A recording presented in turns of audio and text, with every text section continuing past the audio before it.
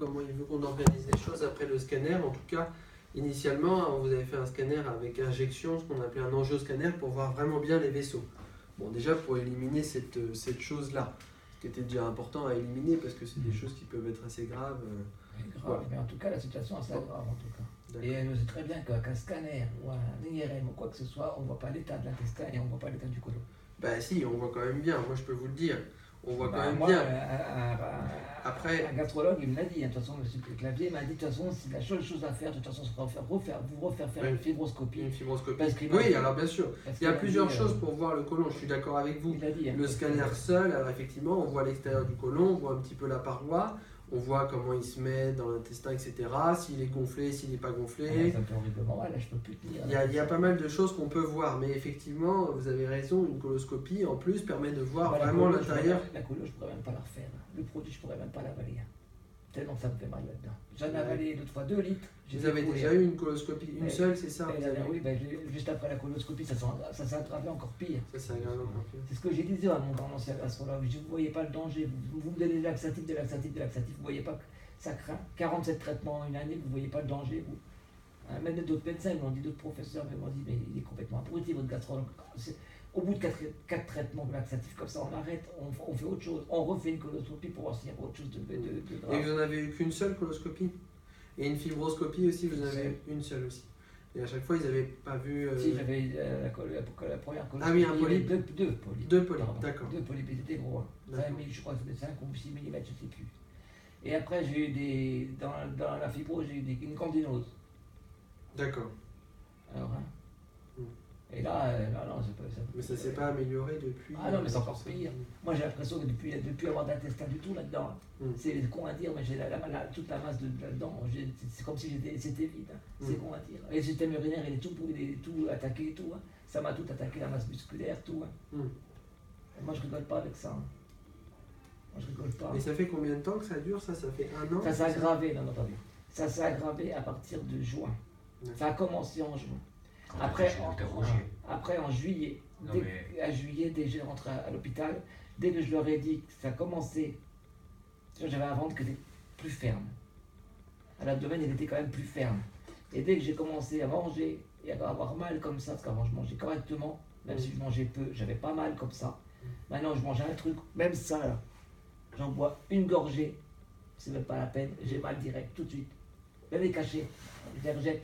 Dans la gustère, jeter directement dans le côlon, ça part tout de suite. Ça m'a tout attaqué, hein. Ça me brûle en permanence là-dedans, ça me boue tout le temps.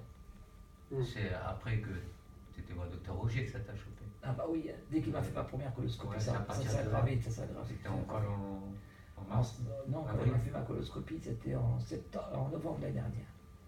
Et après, ça a été des constipations comme ça a continué, des malavements, des machins. Moi, ce que je peux vous dire en plus sur le scanner, c'est que il y avait une petite zone effectivement qui paraissait pas habituelle. D'accord, sur le scanner qu'on a vu là. C'est quoi la petite zone? Alors, c'est difficile à expliquer. En fait, la fin du côlon droit, ce qu'on appelle le sécom, d'accord, normalement, il est à droite. Et bon, on avait l'impression qu'en fait, il était vraiment ce qu'on appelle un sécom pelvien, ce qui n'est pas forcément grave.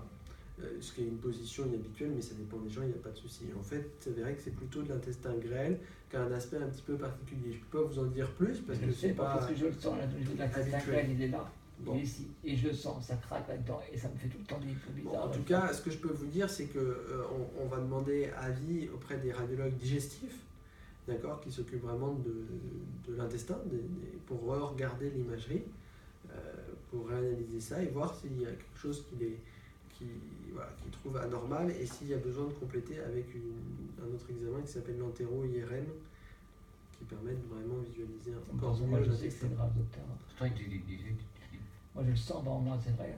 Moi, je qu'il dit. Non, mais j'enterre IRM. Bon, voilà. Donc, il faut que. Voilà. Normalement, il y a par chance, c'est le docteur Scotto qui est un radiologue digestif qui est de garde aujourd'hui, d'astreinte. Et donc, elle va passer dans l'après-midi pour le moment qu'elle pourra, si elle peut, en fonction des urgences, regarder votre scanner pour nous donner son avis. D'accord? Et puis, on vous tiendra au courant. Rapidement. Comment? Et après, on voit en fonction de ce qu'elle nous dit. Si elle nous dit qu'il y a un intérêt à faire une IRM, on fera une IRM. Excusez-moi si je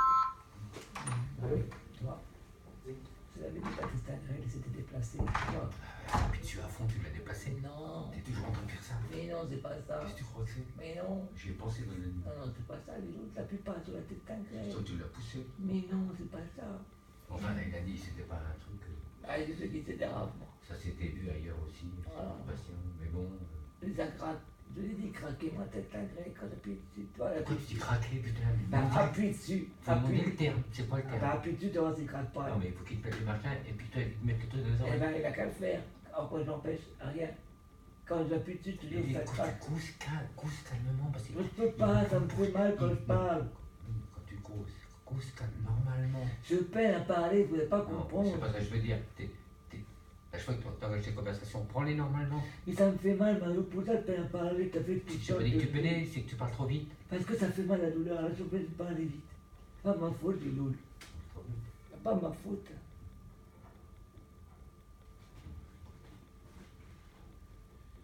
On a parlé doucement, ouais. Il faut qu'il regarde ta thyroïde, là. Tu lui Et là, ça l'a tout attaqué. Non, mais tu lui dis, là. Oh, Non, mais tu lui dis. il sait bien que ça a tout attaqué, ils sont pas cons, t'inquiète pas. Oh, rien, de toute façon.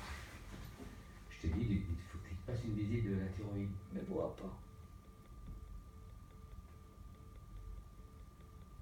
Il ne voudra pas. Toi, il n'y a que les intestins qui comptent, le reste, tu. Ben, ça a tout attaqué, toi, tout le reste. Je sens bien que ça me fait ça craque là-dedans. T'as tout pété là-dedans, du loul. Et c'est pour ça que je peine à parler, je parle vite, parce que c'est tellement mal, et de loul. Et tellement mal.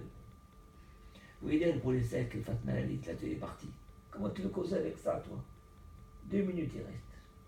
Pas le temps de. Il m'a même pas ausculté, rien.